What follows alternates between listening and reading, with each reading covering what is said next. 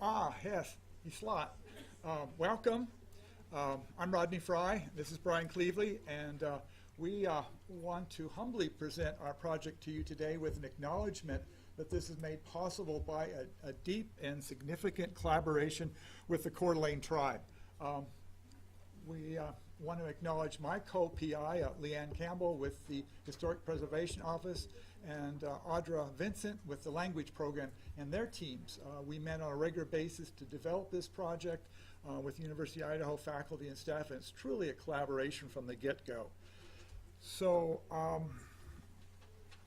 we had funding through the Department of Interior, Northwest Climate Science Center, and USGS National Climate Change and Wildlife Science Center, so acknowledgement of those sources to make this possible. This is possible because we attempted to use best practices protocol as we engage the tribe from the university perspective with the tribe. And so we met with the tribal members with initial consultation over lunch, and they said, do we want to move forward with a project together? The deliverables weren't fully defined. You help us define the deliverables. Important in that collaboration were givebacks to the tribe, relevance for the tribe as they define those relevance, and so special parts of the program were put together based upon givebacks, such as a curriculum, such as a hypothetical garden that would combine both traditional roots and introduce plants and serve as educational purposes as well as source of food for needy families. So there was a certain amount of research design up front that was developed with the tribe so that we truly had a collaborative project. And one of the important parts of that was working out a legal agreement between the University of Idaho and the Coeur d'Alene tribe, bringing their attorneys together to develop an agreement that would acknowledge the sovereignty of the tribe and protect their intellectual property developed by their biologists and their wildlife people, as well as, most importantly, their traditional knowledge, that nothing would go public that was culturally defined that wasn't going public without first the approval of the tribe. And so we met with their Natural Resource Committee and their Culture Committee on a regular basis, and finally the tribe approved this project to go public on September 9th of last month. So really important that we, as you work with tribes, that you have a collaboration, that you respect their intellectual and cultural property rights as you move forward, and have a mechanism for that collaboration. So our objectives were multifold. Working with the tribe, we wanted to describe Tsimshians, their term for themselves, the people who were found here, referring to Lake Coeur d'Alene, their knowledge and practice, termed Henquilquinet, our ways of life in the world, associated with what they've identified. They wanted us to study, their cultural committee wanted us to look at skigwits, water potato, Sagittarius lafoli, gather the knowledge and the practice associated with that traditional important food source, and render that knowledge accessible to USGS climate scientists in Reston, Virginia. One of the parts of this project was to render this body of knowledge accessible through an ISO metadata repository, which meant working with schema to make sure that we maintain the integrity of this knowledge to be accessible to those scientists, part of our target audience. And again, in consort with scientific knowledge, demonstrate the relevance of the indigenous to address climate change. We wanted to elevate the indigenous alongside science, that both can be seen as applicable to address climate change. Huge insights in indigenous knowledge that need to be acknowledged. And finally, effectively be able to couple the integrate both indigenous and scientific ways of knowing without seeing them as mutually exclusive, so that they each can stand on their own and are understandable. Part of the challenge is in the way that Henquilquinet is defined, its key attributes. It's not predicated on Cartesian dualism, which is a basis of scientific thinking. It's not predicated on some sort of material reductionism, which again, empiricism is predicated on. It's not conveyed through a literacy-based format. It's an oral tradition. We have some issues here. How are we going to convey this in an effective way? So our resolutions, hen, quill, quinette, this is a quick, it's hard to define what is indefinable, this traditional knowledge, but it is phenomena that has existence as an event, as transitory. Intersection of those participating, human, animal, plant, water, spirit, anchored to place-based oral traditions, which the Sichums call miep, teachings from all things, handed down from the beginning, from the Creator, through the animal people, embedded in that landscape. Now that's some knowledge that doesn't easily equate to scientific knowledge. Resolution, rendering accessible, aligning the newly articulated and authentic definition of hen, quill, quinette, and taking our cue from the sea chumps themselves. How do they convey internally this important body of knowledge? And of course they do through it a number of ways, but most importantly through storytelling, mimipam, telling stories and those techniques. So, we'll have our USGS scientists sit down and we'll tell them some stories. Well, I'm not so sure. So, working with Brian, and I'll turn it over to Brian in just a moment, when you look at the attributes, the key defining structural dynamics of indigenous knowledge as defined by the Sichums, you look at the dynamics and attributes of storytelling, which obviously align with that form of knowledge. An interesting alignment has come forth in using virtual world design in interactive 3D landscape. And over the 40 years I've been working with indigenous communities, writing things down in collaboration, co-authoring things with tribal members, I've never experienced a more effective way of conveying this knowledge to a neutral outside audience than in this format. And so I'll turn it over to Brian. So this is going to actually start playing a video here. I'll let it play. Well, actually, Isla, my friend, please select a representative through which you will continue. I am Maddie. I go to Russell School. Ah, hoi, Hisla. Hello. Welcome, my friend. When we meet someone for the first time, we like to begin by sharing our names and with a handshake. We like to welcome you to our land. He squeezed Quay James. Chintel Hinmique. My family is of the St. Joe River Band, having lived there since the time of Chief Child of the Yellow Root. Ku Segwe, could you let me know a little of who you are?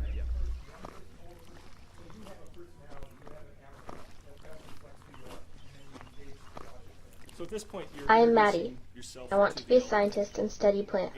So I go to then, Russell School. So it's part of the journey, right? The part of the journey is you come and you meet and you. Ah, Kusachinam. Hello, how are the you? next part of the journey How can I is to go assist? lakeside. I'm and fine. actually gather I've come to learn about the plant that grows along the shore with the white elders flowers is and telling arrow his leaves. story. Oh, I think you mean skiwix. It's Water through the potato. story Yes, that you I guess so. participate in the activity. Skigwa? It's through the story that you start to understand Sue and Sue, what's happening. over there, and do you see that shovel? how to gather Today we flowers. use that steel shovel. In the past we used the pizza, the digging If you stick, make a mistake, made from the wood of hawthorn with an elk antler do handle. something, you get bounced to another little area where the elders Hisla, suggest that you there, go back do you see and to left what is the happening, muskrat? and from What there is you our can brother go. showing us? He too gathers the skiwix. So now There, he's do you talking see about a yam the quet, muskrat, a basket, to look next to the at the chilef? muskrat, because the muskrat We learn by being attentive, show by us listening where to to dig. music. We learn by if you doing. choose a different Eat hula. visitor, if you choose one of the native folk, the muskrat will actually talk to you. But for this young lady, she is not being talked to by the muskrat. So now she's digging, and Hisla, digging is very challenging. my friend, Lots do of you mud, see that lots of elderly time. woman over there? At this point, the She elder loves is talking skiwix, about but can no longer gather them for what to herself. do She has with had the some skiwix misfortune. once we Quite gather queet. them. What do you think we And should at this do point, with he's these introduced skiwix? an elder, We and learn by being basically attentive, suggesting that we by share listening, with the stemism. elders. We learn by doing. Eat hula. What we gather, and we take just enough for ourselves, for the muskrat, and to share. So we don't overharvest. We're respectful of it. So again, what we're trying to do here is give you His the slaw. experience. So My like friend, colleague said look earlier, closely at play, the you learn. skiwix. How have they responded to your What actions? Confucius paraphrased is you know, you hear, you forget, you read. This is from the Skiwicks we have been gathering. This is from the Skiwicks that we have not been sharing our respect with, that we have not been gathering over the many past years from this lake. This experience of gathering the Skiwicks. The final phase here is at the end of the day, as you gathered around, sharing food. In digging the Skiwicks, there are so many new things I experienced. But could you explain to me a little bit more about why we are here today and what we did? And they will be answered either by Hislach, my friend, we shake hands, introduce ourselves, and explain who our family is to show respect. We pay close attention to our environment and its animal inhabitants. after this is over, which it'll Pipet means generosity, and Sputam means respect. We respect our elders, the animals and plants, and we are generous to people who are unable to gather traditional foods. This includes people who are injured or elderly, or who are physically incapable. We have respect for people, animals, plants, everything. Unshopkin means equality. Literally, it means of equal height on top of the head. We share this with you. Is there something in this experience that you can use to help address climate change? And then here we see Maddie Them limbs. Thin lips. thanking the elder and leading. I think it's important to recognize if we're going to be able to access indigenous knowledge and maintain its authenticity as we attempt to apply it to climate change, we need to do it in a means and format that retains that knowledge. Now, this is a proof of concept project. I don't know if we succeeded or not. The tribe really liked it, and as we've previewed it for others, there's been really positive things. It is something that you have to experience. Learn by experience. Learn by doing. And so at each one of those junctions, there's knowledge that can be conveyed if you listen attentively. One of the big aha moments for us in developing this project, and I've worked with the Coeur d'Alenes for over 25 years as their elders, and we want to acknowledge them as really the foundation for this, is Sukin, what's Melk's Sta Nidach, their term for something I heard earlier in a panel, informed adaptability, empathetic Adaptability. is a big takeaway from this project. It reflects what the Coeur d'Alene people, the Sichomsh, have done since time immemorial. They have been able to maintain their core teachings throughout that, but able to adapt to lots of changes in their landscape, both environmental changes as well as cultural changes. The changes brought on by missionaries, by allotment, by restrictions in so many ways.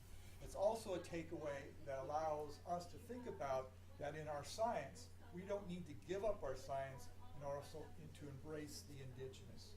That both can go hand in hand. Anyway, we'll discuss that more fully in the Tools Cafe. This evening. So this is kind of a little, maybe a hook or a seed to get your curiosity up to go over that more fully. And we invite, the site is easy to get to. Please visit the site. Everything is there. The virtual world is there that you can access. You need to use Firefox browser to access it, but it is accessible so that you can engage.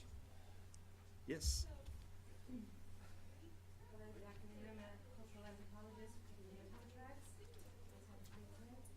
This is exciting. I want to thank you both for your presentation.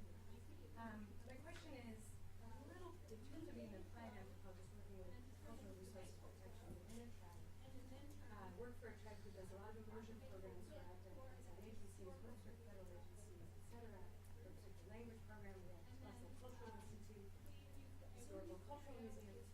How much is lost in this type of a landscape from a physical contact perspective, from an immersion perspective, and the particular rules of conduct, the native laws, the Indian laws, that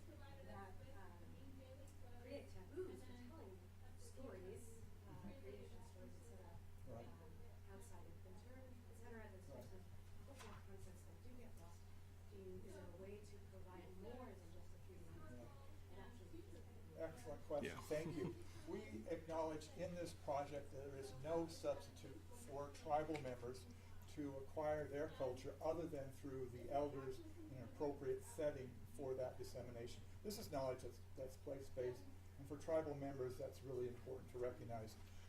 Having said that, though, working with the Coeur d'Alene and their cultural committee, their natural resources committee, right up front when we got tribal approval from the beginning to begin the project and ran it by their cultural committee, they chose to focus on this particular project. This has been seen as a means, one, to disseminate appropriately, so that I would sit down with Leanne right up front and identify any culturally sensitive information from the get-go. And nothing that she and our committee, her committee worked with that is identified as culturally sensitive would go public. It had to go through this committee process first. So what you're seeing here is information that could be received. They were concerned about location, so you can get a better location of where this is actually dug, but we wanted to keep it a little bit disguised and not generalized so others wouldn't go there. Those sort of precautions.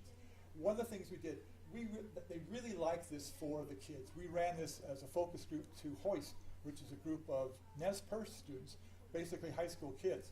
And once the old fogies, white dudes, sat down and we showed this to those high school Nez Perce students in this case, they just were enamored by it. They immediately understood it. They immediately gravitated. So part of the deliverable is for an additional means to convey this knowledge to tribal members in a curriculum. So we do have a curriculum that was developed and approved by the tribe in which this is housed, so it could be effectively transmitted internally within the tribe. And finally, this is the proof in concept. And so this is the piece that we put out there to say, share your comments, share your reflections, share your visions. How can we improve this? If you like the direction, how can we improve this? And so, you know, we've been having the conversations about making it more acceptable where it's a multi-user. So it's not just a single user hitting what is called an NPC, a non-player character who just responds through code and whatever, but actually having somebody else there. And so now all of a sudden we can start to connect and make those shares over time, over distance, that will hopefully and potentially allow that engagement to take place at a more meaningful level. And so again, it's out there to gather comments. It's out there to help us see where we can go for the next steps, should that be appropriate.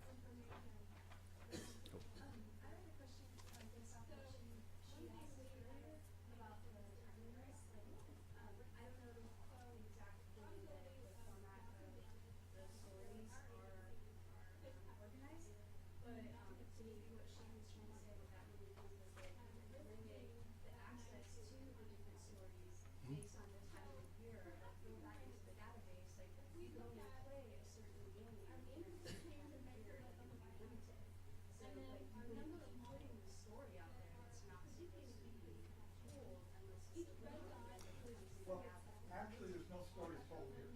We're just using the dynamics of what happens during storytelling, those dynamics and attributes to align here. So there's no sacred stories told here, no coyote stories are told. So nothing like that would happen at this particular site. But that's a really good point. Good to his point. Yeah. Could you turn it back to the previous slide for a moment, please? I want to make sure I got the information right, because I'd like to have our culture resource person, education people, try to look and see this. Please. Yep. Yep. And we do include that legal document on here that was developed by the Coeur d'Alene Tribe and University of Idaho as simply one model for protecting indigenous knowledge. It's accessible here. One last question. I'm just curious about your distribution plan. It seems like you guys put in a ton of work with this, and it seems like it's likely to be used for the tribe. But do you have a plan for how you're going to disseminate this and get people to actually use it? Yes. Go. We were actively involved in that, so right now we're getting it embedded into all the library files, WSU and others, so that if you do a search, it's going to come up in the search. It's embedded in the USGS metadata repository, so that scientists out of Western Virginia can access it right there. And we're contacting the Museum of American Indian and other national organizations to get this fully embedded and distributed as widely as possible. But an important point. Thank you. Thank you.